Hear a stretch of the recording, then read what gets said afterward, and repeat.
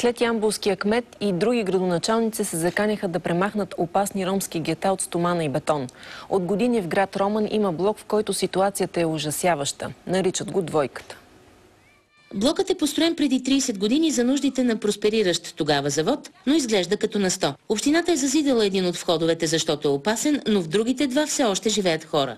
Мизерия, яко мизерия. Ще падна леко тераса, ще прибие децата. Повечето апартаменти са без тераси, но на обитателите това не им пречи. Понеже нямали пари за укрепване, хората ги бутнали, след като малко дете паднало от третия етаж заедно с парапета. Мета дори накараните гътнахме всичките тераси, да не паднат.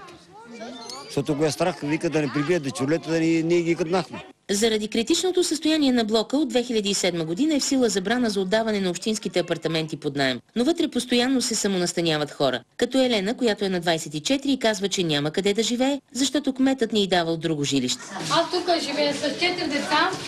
Виж каква мизерия тук живее, кмета ми дава, сам виж какви мизерия живее тук. А това какво е? Туалетна, вижте, не работи. Това е на 6 месеца бебе. Хора, прасета и кучета съжителстват от години. В апартаментите няма вода, а всичко, което е можело да се предаде за скрап, е изкъртено, включително и перилата на стълбището. Той не е виновен, кмета.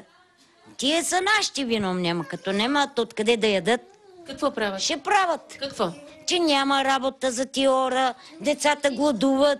Ще правят мизерии да могат да ядат. Какви мизерии? И като открадат прозорци, врати, стани. От общината казват, че досега не са се осмелявали, но по примера на ямболския кмет и тук ще пристъпят към събаряне. Може и да не е морално,